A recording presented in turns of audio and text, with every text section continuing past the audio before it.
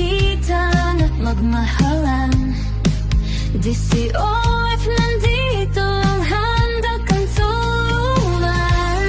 Lapag mo bahay mo at aking dikitan. Huwag mo lang akong kalimutan, baka sampa